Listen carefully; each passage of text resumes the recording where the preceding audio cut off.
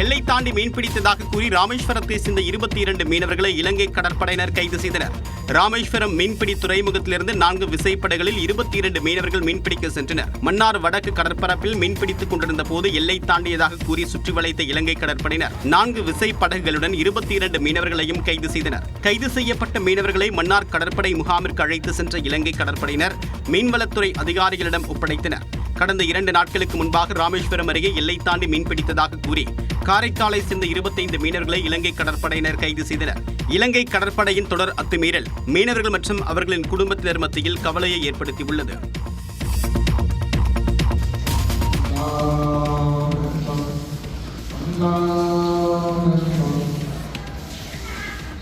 தமிழ்நாட்டில் ரமலான் நோன்பு இன்று முதல் தொடங்குவதாக அறிவிக்கப்பட்ட நிலையில் நாகூர் மற்றும் மதுரையில் நேற்று இஸ்லாமியர்கள் சிறப்பு தொழுகை நடத்தினர்.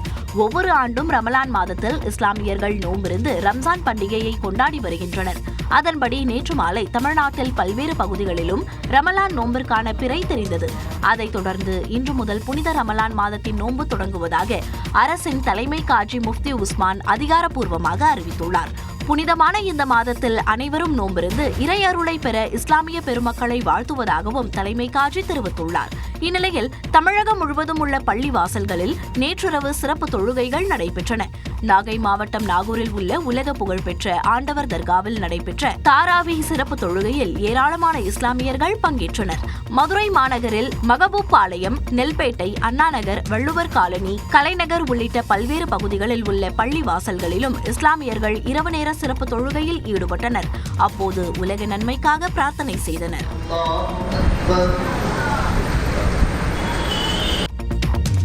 திண்டுக்கல் மாவட்டம் அய்யலூரில் தக்காளி விலை வீழ்ச்சியடைந்து 1 கிலோ 10 ரூபாய்க்கு விற்பனையாவதால் விவசாயிகள் ஏமாற்றம் அடைந்துள்ளனர்.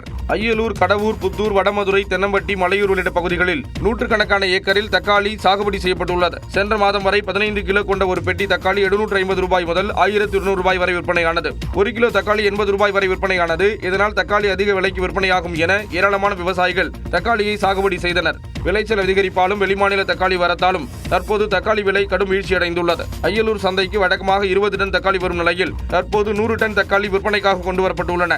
இதன் காரணமாக 15 கிலோ கொண்ட ஒரு பெட்டி 150 ரூபாய் முதல் 250 ரூபாய் வரைக்கும், கிலோ ஒன்று 10 ரூபாய்க்கும் விற்பனையாகிறது. தக்காளி சீசன் ஆரம்பிக்கிறப்ப இன்னைக்கு விலை குறைவா இருக்கு. இன்னும் தக்காளி முழுவதும் வர வேண்டிய காலங்கள்லாம் இருக்கு. இப்ப இன்னும் விலை குறையத்தான் வாய்ப்பு இருக்கு. கிட்டத்தட்ட பெட்டி 150 to 200 ரூபாய் கீழே குறைஞ்சுன்னா விவசாயம் கட்டுப்படி ஆகாது. வெளிமாநில தக்காளி வரத்தை கட்டுப்படுத்த வேண்டும் என்று விவசாயிகள் கோரிக்கை விடுத்துள்ளனர். அனைத்து வீரர்களுக்கும் ஒரே மாதிரியான ஊக்கத்தொகை வழங்கி இந்தியாவிற்கே முன்மாதிரியாக தமிழ்நாடு விளங்குவதாக முதலமைச்சர் மு.க.ஸ்டாலின் தெரிவித்துள்ளார். சாம்பியன்ஸ் ஆஃப் தமிழ்நாடு நிகழ்ச்சியில் உரையாற்றிய அவர் விளையாட்டு வீரர்களுக்கான திட்டங்களை குறிப்பிட்டார். கடந்த 4 ஆண்டுகளில் நேஷனல் மற்றும் இன்டர்நேஷனல் அளவில் மெடல்ஸ் வின் பண்ண 5406 விளையாட்டு வீரர்களுக்கு 177 கோடியே 80 லட்சம் ரூபாய் உயரிய ஊக்கத்தொகை வழங்கப்பட்டிருக்கு. மாற்றுத்திறனாளி விளையாட்டு வீராங்கனைகளுக்கும் மற்ற விளையாட்டு வீரர்களுக்கு இணையா இந்த தொகையை நாம வழங்கிட்டு வரோம். இதிலையும் நாம தான் முன்னோடி. தொடர்ந்து பேசிய அவர் இளைஞர்களுக்கு சில அறிவுரைகளையும் வழங்கினார். நம்ம இளைஞர்களுக்கு படிப்பும் விளையாட்டும் 2 கண்களாக இருக்கணும்.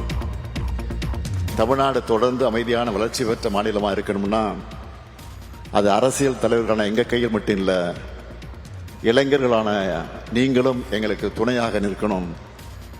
எல்லாரும் ஏதாவது ஒரு ஸ்போர்ட்ஸில் எடுத்து விளையாடுங்க. ஸ்போர்ட்ஸை விட ஒரு பெரிய மெடிடேஷன் இருக்கவே முடியாது. இன்னும் சொல்றேன், உங்களுக்கு போதை போன்ற தீய பழக்கங்களை கூட போக்கி போகக்கூடிய எண்ணமே வராது. தனி கவனம் செலுத்தி விளையாட்டுத் துறையை துணை முதலமைச்சர் உதயநிதி வளர்த்தெடுத்து வருவதாகவும் முதலமைச்சர் பாராட்டு தெரிவித்தார்.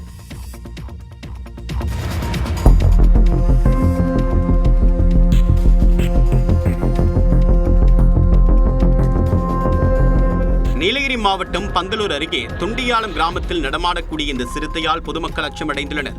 தொண்டியாலம் கிராமத்தில் நேற்று இரவு சிறுத்தை ஒன்று நடமாடியது அந்த பகுதியில் இருந்த கண்காணிப்பு கேமராவில் பதிவாகியுள்ளது. இதனால் அச்சமடைந்துள்ள அந்த பொதுமக்கள் சிறுத்தையை கூண்டு வைத்து பிடிக்க வேண்டும் என்று கோரிக்கை விடுத்துள்ளனர். இதேபோன்று கோவை தடாகம் வரப்பாளையத்தில் கார்த்திகேயன் என்பவரின் தோட்டத்திற்குள் யானை ஒன்று புகுந்தது.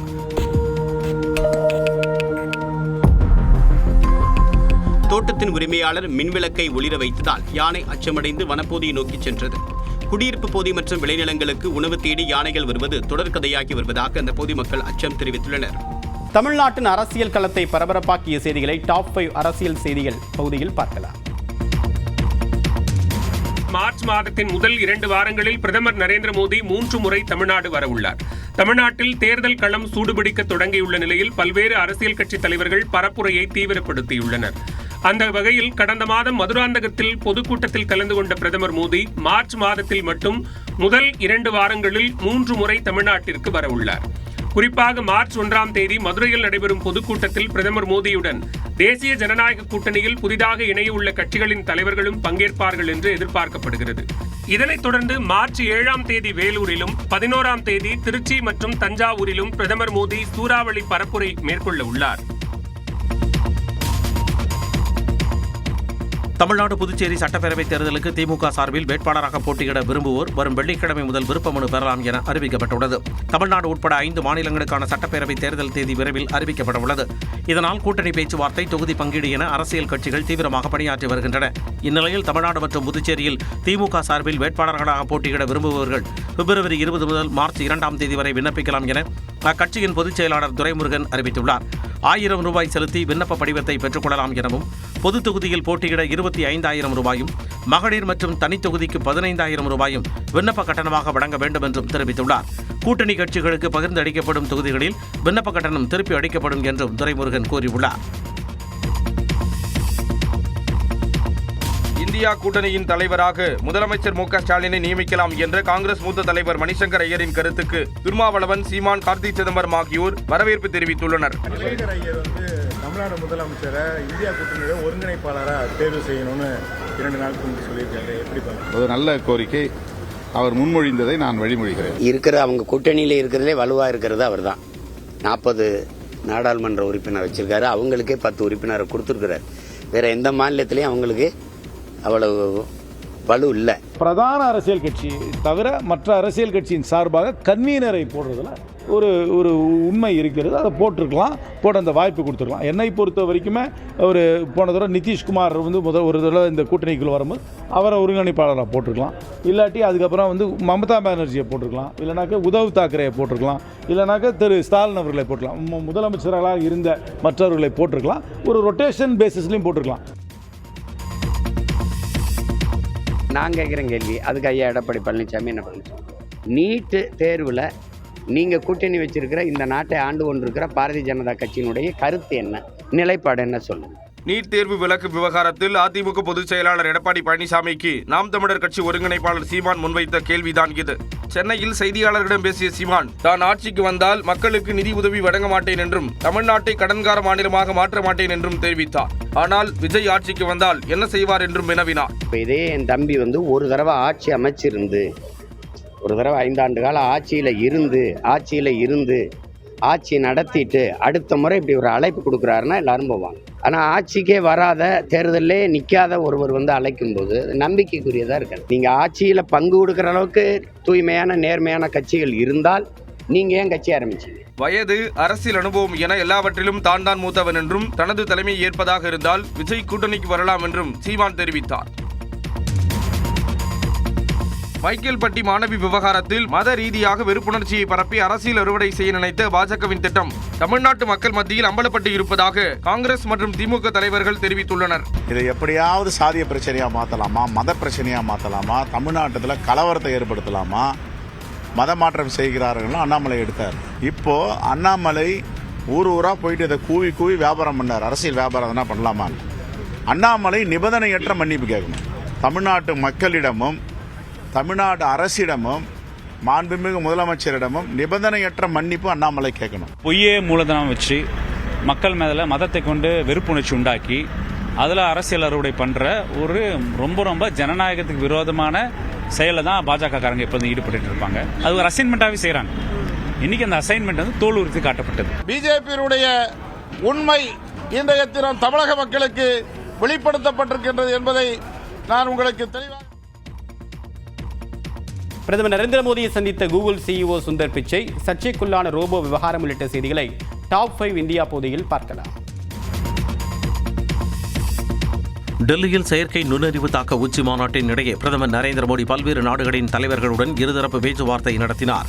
டெல்லியில் பாரத் மண்டபத்தில் செயற்கை நுண்ணறிவு தாக்கம் தொடர்பான AI உச்சி மாநாடு நடைபெற்று வருகிறது. நாளை வரை நடைபெறும் இந்த மாநாட்டில் 20 நாடுகளுக்கு மேற்பட்ட தலைவர்கள், 60 அமைச்சர்கள், 500 உலகளாவிய செயற்கை நுண்ணறிவு நிபுணர்கள் பங்கேற்றுள்ளனர். அந்த வகையில் நேற்று உச்சி மாநாட்டில் பங்கேற்க வந்த Ilankai, Bhutan, Spain, Finland, Serbia, Croatia, Estonia, Kazakhstan, Greece உள்ளிட்ட நாடுகளின் தலைவர்களை பிரதமர் மோடி வரவேற்றார். பாரத் மண்டபத்தில் நடைபெற்ற பாரம்பரிய இசை நிகழ்ச்சிகள் குறித்து உலக நாடுகளின் தலைவர்களுக்கு பிரதமர் எடுத்துரைத்தார்.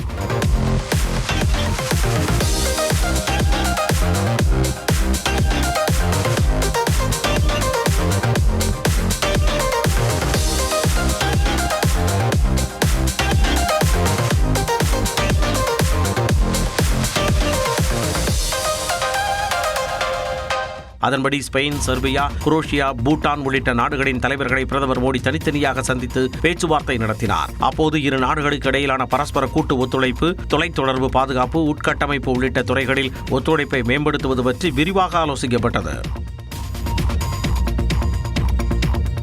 இந்தியா, அமெரிக்கா இடையே AI இணைப்பை அதிகரிக்க கடல்சார் கேபிள் வழித்தடத்தை உருவாக்க இருப்பதாக கூகுள் CEO சுந்தர் பிச்சை அறிவித்துள்ளார். டெல்லியில் நடைபெற்று வரும் AI உச்சி மாநாட்டில் கூகுள் தலைமை செயல் அதிகாரி சுந்தர் பிச்சை வரும் 20ஆம் தேதி பங்கேற்று உரையாற்றவுள்ளார். இதற்காக இந்தியா வந்துள்ள சுந்தர் பிச்சை டெல்லியில் உள்ள ஹைதராபாத் இல்லத்தில் பிரதமர் நரேந்திர மோடியை சந்தித்து பேசினார். இந்த சந்திப்பு குறித்து எக்ஸ் பக்கத்தில் பதிவிட்டுள்ள பிரதமர் மோடி, AI துறையில் இந்தியா மேற்கொண்டு வரும் பணிகள் பற்றியும், இந்திய மாணவர்கள் மற்றும் நிபுணர்களுக்கு கூகுள் நிறுவனம் வழங்கவுள்ள வாய்ப்புகள் குறித்தும் கலந்துரையாடியதாக தெரிவித்துள்ளார்.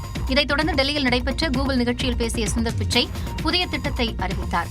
Today we are announcing the India-America Connect initiative, which will deliver new subsea cable routes to increase AI connectivity between the US, India, and multiple locations across the southern hemisphere. வேலைவாய்ப்பிற்கான புதிய Google AI தொழில்முறை சான்றிதழ் திட்டத்தையும் சுந்தர் பிச்சை அறிமுகம் செய்தார். சீன தயாரிப்பு ரோபோவை தங்கள் மாணவர்கள் உருவாக்கிய உள்நாட்டு கண்டுபிடிப்பு என தவறாக சித்தரித்ததாக சர்ச்சையில் சிக்கிய கால்கோடியாஸ் பல்கலைக்கழகம் மன்னிப்பு கோரியது.